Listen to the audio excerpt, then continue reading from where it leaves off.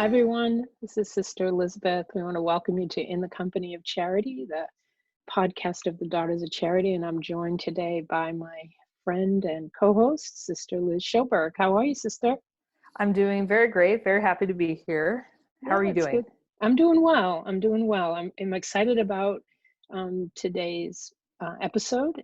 I'm spending some time talking with Dr. Richard Rowe and Ann Beall, who are involved in a work in Macon, Georgia.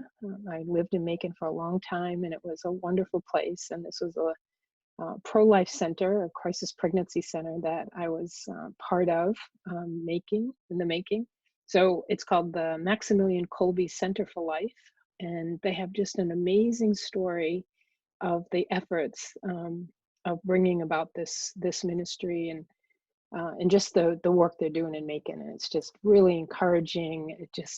I just love it. I love it. So I'm really glad we had a chance for them to tell their story and to talk about their bravery and their advocacy, and just the work they're doing for the pro-life movement and for women who are experiencing pregnancy that's troubling to them, that maybe in another time they would consider making different choices, but they can choose life because there's support in the city of Macon.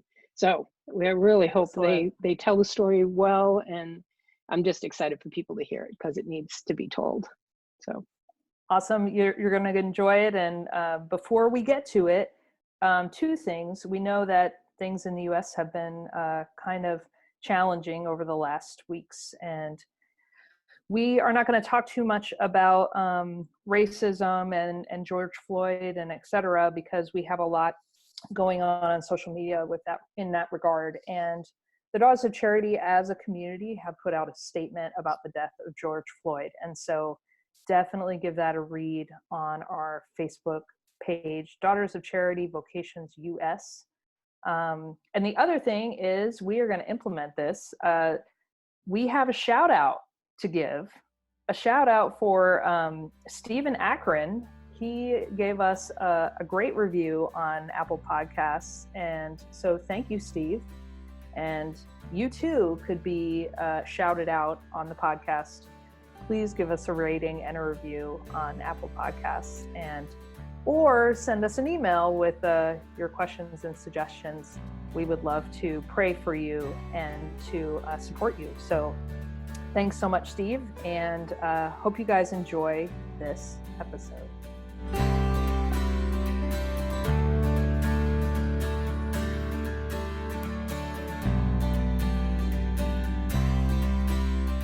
So with me today are Dr. Richard Rowe, who is the chairman and chairman of the board and founder of the Kolbe Center, as it's called, and Ann Beall, who is the director of the center. So I welcome both of you here today. Thank you, sister. Thanks, sister. So Richard, I was thinking about our beginnings, and we're going to talk about the miracle of the Kolbe Center a little bit later, but let's talk a little bit about the beginnings. I'm just wondering how you remember it. This was a long time ago, and you and I were in a very different place at that time. So tell me what you remember about the beginnings of the Kolbe Center. Well, at that time, we were involved in a ministry called Family Advancement Ministry, which was a ministry that helped women with young children. And there was a lady that I worked with who was very upset because a relative was considering having an abortion, and I felt helpless to try to help her because I didn't have I offered to, but I didn't have a good resource to refer her to locally. And so that led to a conversation between the two of us, you and me, and we felt like there ought to be a Catholic voice in the pro-life ministries in Macon, something that women who were considering having an abortion could come to and seek counsel. And so in our discussions, we started talking about what the options were, and that ultimately led to the foundation of the Kolbe Center. So, Ann, what happens at the Kolbe Center now? This beautiful building. I can't wait to come down and see it. It is. To walk through it and to feel the spirit there. But tell us what happens there every day. And the major piece of what we do is we assist moms we do pregnancy testing, we do ultrasound verification. We should give a shout out to the Knights of Columbus, correct? Yes. The ultrasound, yay for them. The Awesome Knights of ministry. Columbus, in our first year, our local Grand Knight came to me and said, we want to be part of what the Kolbe Center's gonna be. Mm-hmm.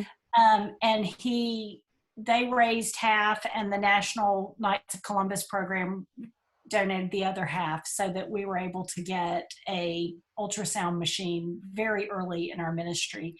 And then, so we provide ultrasounds thanks to our Knights of Columbus, and volunteer.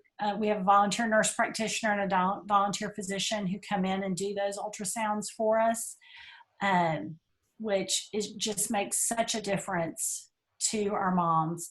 Oh, it's huge. It's a huge thing. It really is. The stories that oftentimes I don't even know in the moment that a family is considering abortion, but I had a grandmother come to me just recently. Her daughter was there to pick up diapers and stuff, and she came in my office. She said, I want to talk to you. And I said, okay. And she said, there's that when they came in for her daughter's first ultrasound, she was determined they were going to terminate that pregnancy, that they were going to go to Atlanta and have an abortion. She really just wanted to know how far along she was, that she was just determined. And she said, seeing that baby on the screen and then talking to you about what my daughter could still do and about the opportunities that she would have made such a difference to us that now I can't imagine life without this baby that she's about to have. Yeah, and I'm sure that's one of many stories, but it's beautiful when you hear the way life touches life. You know, that this preborn child, doesn't have any idea the impact that it's making on the world. And yet the world is changed by our recognizing its life. So what else does the Kolbe Center do? I know it's amazing and wonderful things. It is. So we help with referrals. Oftentimes our moms need to know where to go get medical care or where to get their food stamps or how to handle different social services that they need. So we do a lot of referrals for those kind of things. And then like just everyday practical needs, maternity clothes for mom, supplies for that new baby, making sure that they have diapers and wipes for pretty much as long as the baby stays in diapers. We support mom all the way through. Clothing. We have a clothing closet for the kids that we now go to about a 4T, I think, is sort of the biggest size we keep in stock. But what people bring to us, we then turn around and make sure that is something that is useful for our moms and that can make a difference in the life of those babies as they grow and mature. Mm-hmm. And so these moms and these babies become kind of part of the Kolbe family. It's not a kind of a one-off, like, okay, you're going to have your baby and that's great, but that recognizing that the life of the mom is precious, the life of this baby is precious, and keeping that connection is so important. So important, especially those first, I'm sure the first year that she needs that support. So that's wonderful. You have an army of volunteers, I'm assuming? I do have an army of volunteers that make all of this happen. I tell people all the time that there's very little that I feel like couldn't happen without me. I have the most dedicated, loving, and caring group of individuals who who just want to do the right thing for these mamas and babies. And so they go above and beyond anything I ever dreamed of 6 years ago that we'd be able to do. We even have a volunteer who, when a mom can't get to the center, he will drive one of us to drop off what that mom needs. That's whether great. it's diapers or formula or whatever it is, we take it to them if that's what we need to do. And it's an ecumenical army. It Yeah. very much so. That's the beauty of it too. That is the beauty of it. Yeah. It is. Come in the Kolbe Center, it's clearly Catholic, but the volunteers are from various denominations. Mhm. Yeah. And so do you still do NFP classes? I mean, what are some of the other things? I know the CMA meets there as well. Is that? The CMA, when our local CMA guild meets, they meet there. Every Monday morning, we have a group of prayer warriors. And this started out as a group of evangelicals who got together every Monday morning. And for a good 9 months, we met in front of the Kolbe Center every Monday morning and prayed. Once the building was bought and we could move inside, we moved that prayer meeting inside the Kolbe Center. So every Monday morning, we have a wonderful group of people that get together to pray, and there are Catholics among us, and there are Baptist and non-denominationals, and as our dear friend Ned says quite often, it's the perfecting of the bride of Christ that it's bringing us all together. Yeah, that's great. That's great. And we're also in the midst of creating a virtual reality program that will be an education piece for younger children, that to teach them that everything needed to make you was there from the very beginning, and then it shows them embryologic development so that they really have a sense of, without coming right out and saying, you have to be pro-life, it's teaching them the beauty of the pro-life movement in a very subtle way. Mm-hmm. Yeah. Again, remembering those early days. And I think part of this conversation is about that sense of, sometimes we see things and they're well established and we forget about what the struggle is to get something like this started. But when you have a passion about something and you see a need for it, all of those things, while they might feel like obstacles at the time, later on you can look back and realize that the hand of God was in it all the way. That any time we felt, oh my gosh, what are we doing? God would give us a blessing, give us some nugget, give us some light that said, no, keep going. This is the right thing. And that it wasn't going to necessarily be easy, but it was going to be fruitful, and it was going to be a work blessed clearly by God. And I believe that, Our Lady, the Miraculous Medal, and Maximillian Kolbe were just pounding on God's door every day saying, let's get this thing going. These folks need us. So I think maybe the next thing we want to talk about is the transition from the original place, the original home of the Kolbe Center, which was beautiful and a comfortable place, could have eventually, and we're beginning to grow out of it. I know that. But then something happened in Macon that was really pretty catastrophic, felt like anyways. It was a big blow to you. I know shocking is what was about to happen. And again, the Kolbe Center mobilized. I mean, at this point, you'd had some success in rallying troops around pro-life marches and rallies and fundraisers and getting a group of people that were supportive of the ministry, which takes time as well.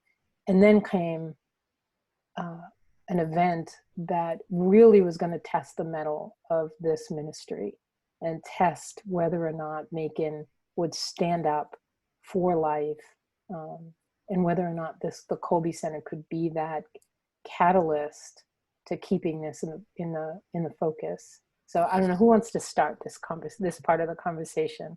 I know for you guys, it was really quite an ordeal. Well, I would just say that it was May of 2018 when my wife and I were driving to Washington, D.C. for my daughter's graduation at Georgetown. And Ann called me and said that that the city council had approved, or the planning and zoning committee actually had approved an abortion clinic to move into Macon. And fortunately, Macon has not had an abortion clinic in it for years. And so this was a big blow. We were always proud of the fact that we didn't have an abortion clinic in Macon, that one wasn't there. Well, now one had been approved by planning and zoning, which is the real powerhouse committee in Macon. Mm-hmm.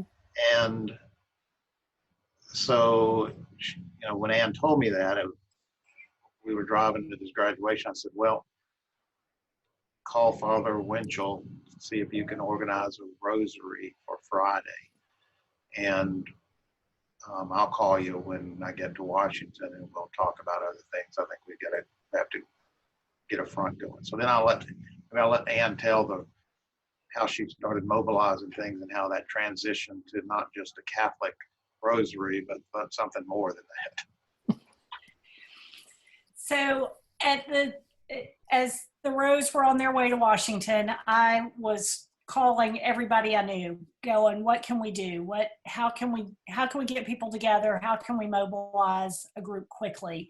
Father Winchell, of course, was more than happy to do a rosary on the sidewalk in front of 833 Walnut Street, which was to be the location where the abortion clinic would go.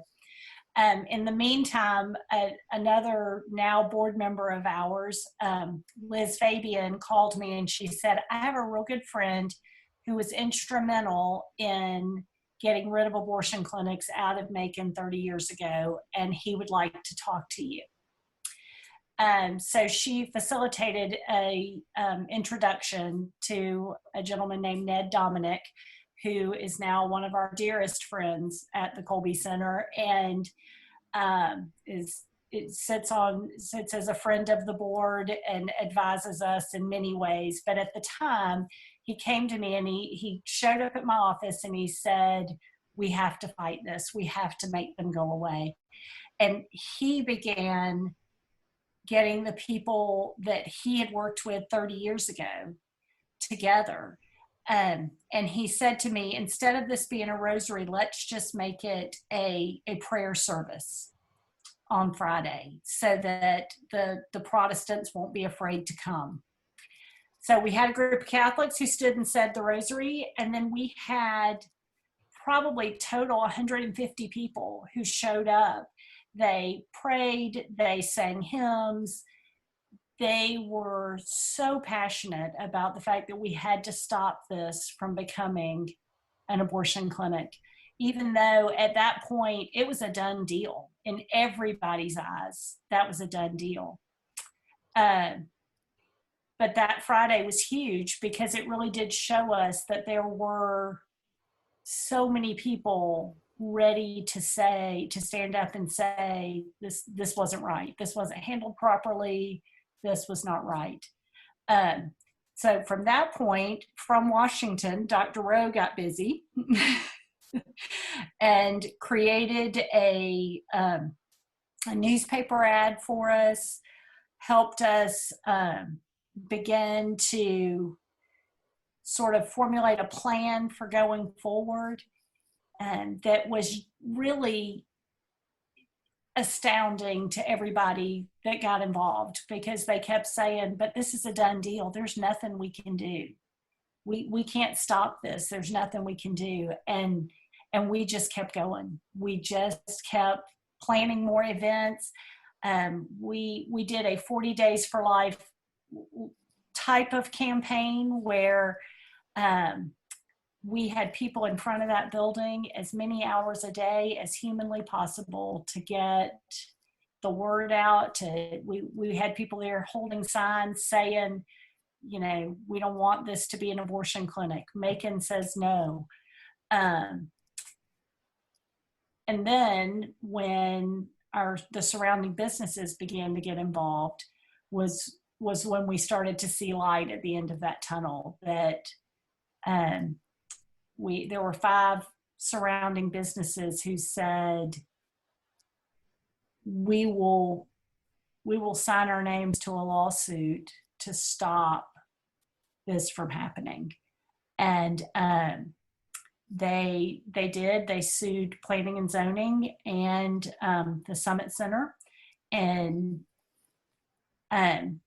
tied it up in court so that Summit was not able to even begin work on the building. And from there, we had a huge rally in June, giving the whole community an opportunity to come out. And I'm trying to remember, I think we ended up with about 400 people, over 400 people at that event, 500. That was just a phenomenal opportunity for our elected officials, as well as those on planning and zoning, as well as these judges the judge that was holding up this case, to see that public opinion was pro-life in the Macon community. Yeah, every time I hear this story, I think this little southern town, who felt that this was a done deal, as you said. Nobody fought back like this before, and maybe in many ways became somewhat complacent. I think, people listening to this story could even be saying, well, how do you have 2 crisis pregnancy centers in a town that doesn't have an abortion clinic? And you realize that, just because there's not a place where abortions happen doesn't mean that women aren't coerced into and talked into, or feel that there's reasons socially or culturally or economically that abortion is the only answer. And they'll find a way. There's always somebody out there who's going to be willing to help a woman with this, unfortunately and tragically. And so to continue to keep fighting against that, I just remember those days seeing Facebook posts with all these people outside at like 6 o'clock or 7 o'clock in the morning holding these signs and saying, God love these people. And this is a battle that I don't think the Summit Group thought that they would ever see, or that they would come up. It's a classic kind of David and Goliath kind of story. So it's heroic in so many ways in the battle against abortion. And so go on. So you have these legal battles, and there were all kinds of reasons why you didn't think this was going to happen, that you just were not going to be able to fight this. We had our campaign initially included a full-page ad. We had the mayor and all the city council phone numbers, and so we posted those in the paper and said, call them and tell them you don't want this here. So that was out in the public right away. We had mailing cards, little postcards that were printed up that had their addresses on them, and said, send them this card and tell them you don't want this. And so we were inundating them with negative opinions. And we, once we had this rally, it was right in front of City Hall, literally 20 yards really across the street from City Hall. We had a national speaker, Walter Hoy, flying from California. And he was someone I had met at a Catholic Medical Association meeting and had spoken with before about coming to Macon. And he said, well, you're not ready, but at some point you will be. And so when I told him everything that was going on, he said, yeah, I think you're ready. So he and his wife came, and he spoke at the rally. And Walter is a very powerful speaker. He's a Baptist minister, and he's a minister who was actively protesting, actually working against Planned Parenthood in Oakland, California. Planned Parenthood had targeted him. He was arrested. He was inappropriately convicted of something he did not do, and he went to prison. And they had told him, if you sign this, you won't go. And he said, well, I'm not going to sign that. And so he went to prison. Well, while he was there, Archbishop Corleone came and visited him. He was the new bishop of Oakland, and he visited him. So at any rate, there was a Catholic connection there.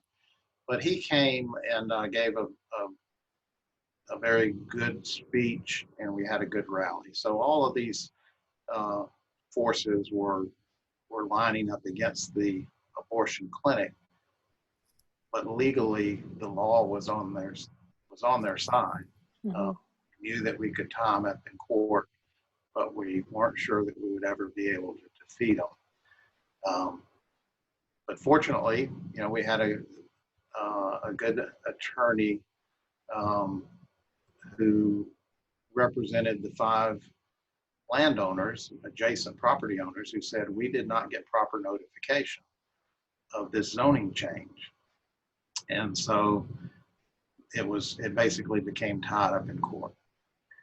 During that time, Ann had arranged, she had a schedule of all of these protesters. There'd be a group from one church who would be here on Tuesday from 12 to 1. There would be another group that would be there Wednesday morning from 9 to 10. And she had this whole spreadsheet of who was going to be there, at what time they were going to be there. And then there were other individuals, who would go there, and I would go there every day and say a rosary in front of it on my way to work.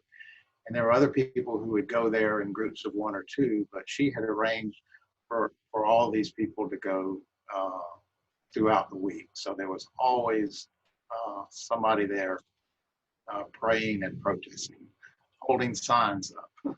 We don't want an abortion. I think what's amazing as I'm listening to this, I realize that, in the beginnings, we were thinking about a small ministry that would, address a need we felt was important, bring a Catholic voice to a topic that was sometimes a little contentious. And here you are now, a few years later, learning legal language and, loopholes, and getting lawyers, organizing protests and rallies, and you realize you are in the mess of it. You are absolutely in the mess of why people thought, don't do this, because it gets really icky. It can get really messy. And so here you are in the mess of all this. How do you find your way out of it? You've got legal things going on. You've got rallies happening. People are protesting out in front of the building. You have a business owner that's, still planning on moving in. What happens next? How do you get out of this mess? Well, let me add one other thing. Mm-hmm. One of the people that Ann had spoken with said, you need to be visible in the community. You need to print yard signs and have them everywhere. So we printed these yard signs that said that we didn't want this abortion center in Macon, and they were everywhere in Macon. In fact, Ned Dominic made sure that they were on every corner of every part of the county.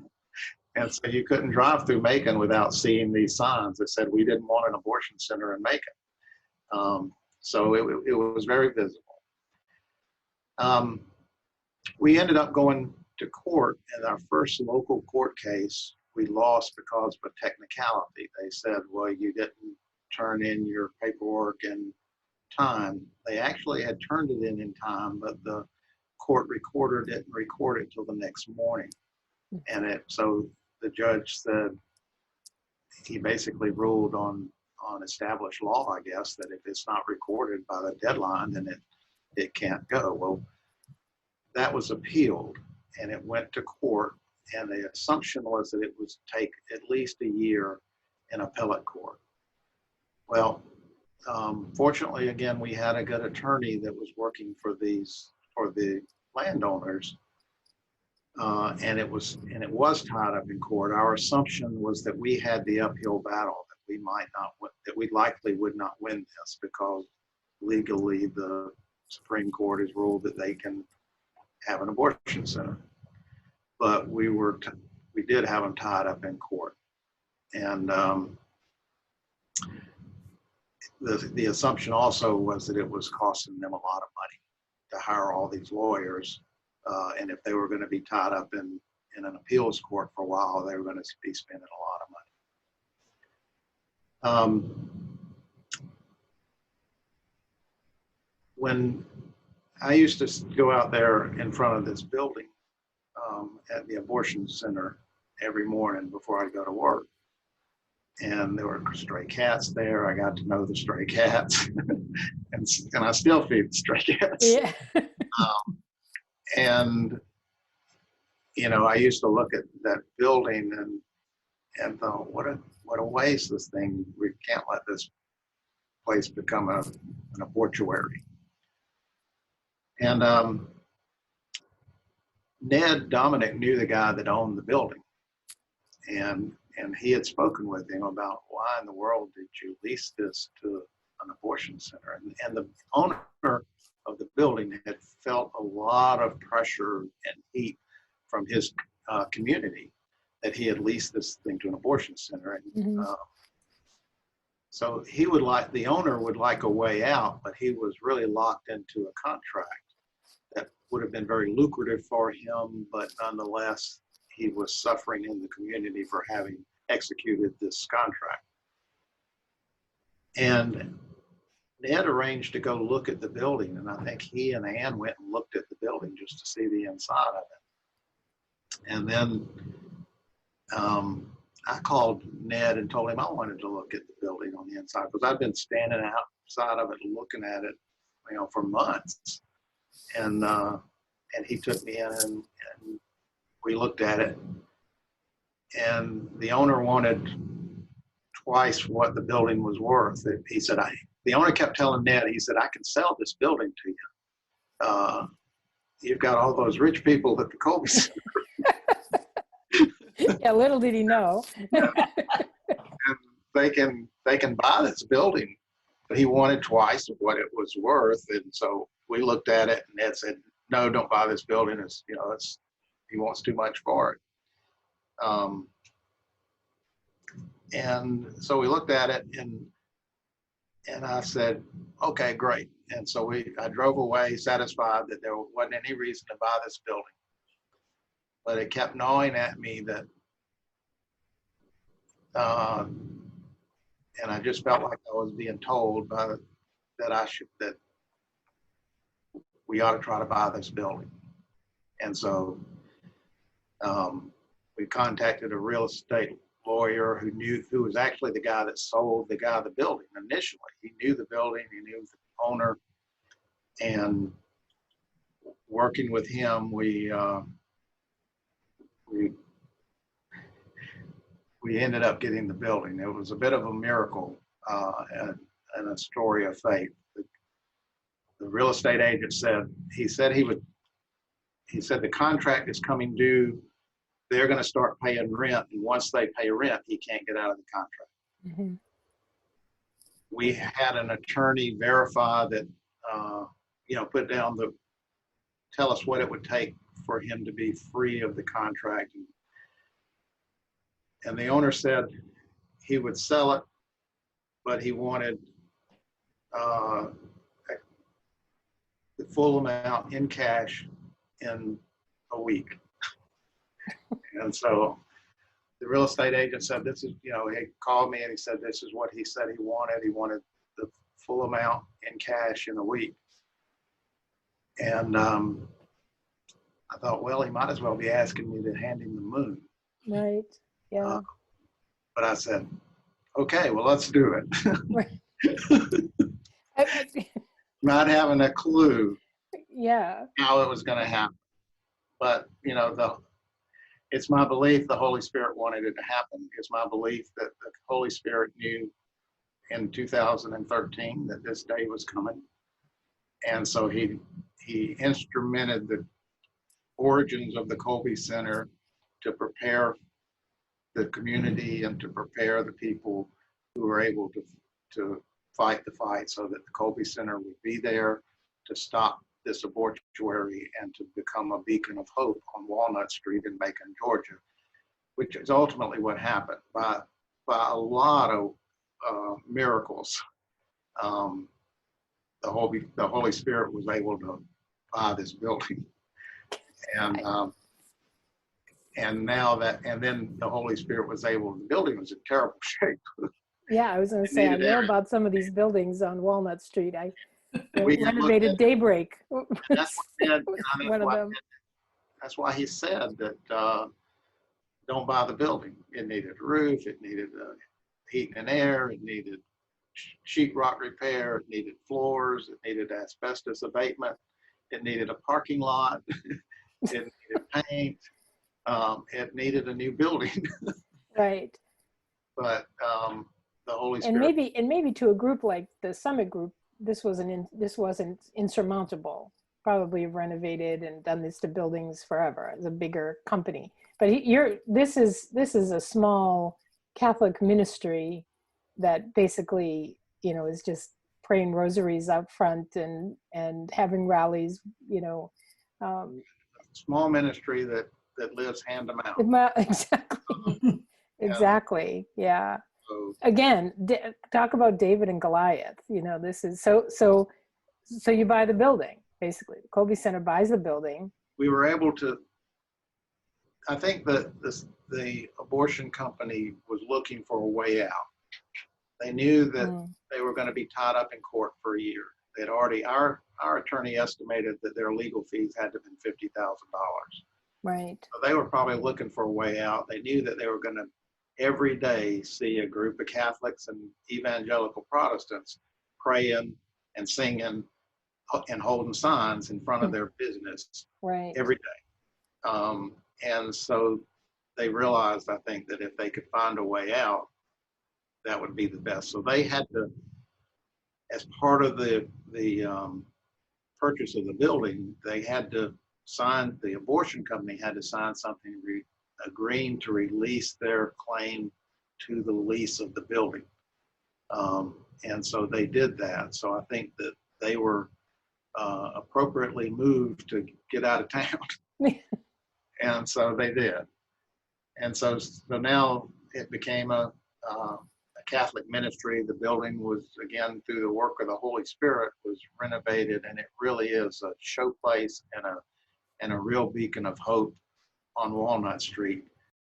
It's just, to me, an absolutely incredible story that the two of you have just been the leaders in and have just made this happen. And again, from afar, having been at the very beginning and not being able to be part of this at all, really, I'm just so amazed and so proud of the work that you've done. And it really is a story that needs to be told, especially when people feel discouraged in the pro-life movement and feel discouraged that things can't happen for the good, that, the Kolbe Center is clearly a beacon of hope and a beacon of life, sitting on, Walnut Street in Macon, Georgia. Who would have thunk it? Who would have thought that this would be the way this story would continue, and certainly has not ended. I'm sure there will be many, many more adventures at the Kolbe Center.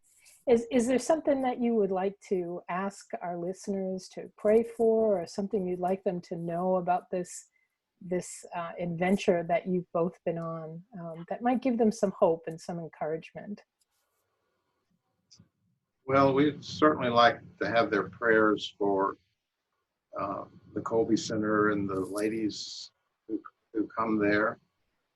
We'd also like to have their prayers for the continued progress on this virtual roller coaster, because it's our goal to develop this, package it up, and then make it freely available to anybody, anywhere that wants to duplicate this. What my ultimate goal is for the roller coaster is to have it in the back of a Sprinter van, so that you can go to elementary schools and go to Sunday schools and just drive it around the state, teaching children about the sanctity of life from the beginning until natural death. Mm-hmm. And so if we can develop that, we would like to end up with a national program where people can take this and duplicate it at no cost other than the computer equipment and the van, maybe. But we would appreciate prayers to try to get that developed to that point. We're pretty close to having it done locally, but then it's another step or two or three to get it where it would be a national program. So we're always looking for the prayers and the resources to make that happen. Jan, any last words? Well, Sister, I don't think I get to express often enough to you and to Dr. Rowe how much it means to me and what a privilege it is to get to live out this vision. And I always pray that I do that in such a way that you two are pleased, that you are happy with where we're headed and what we're doing. But I'm honored to be a part of the Kolbe Center and to have the opportunity to continue to share a pro-life message with our community. We'll ask the intercession of St. Maximilian and Our Lady of the Miraculous Medal for each of you, for all the volunteers. This has been In the Company of Charity podcast. Thanks for listening. We'll see you next time.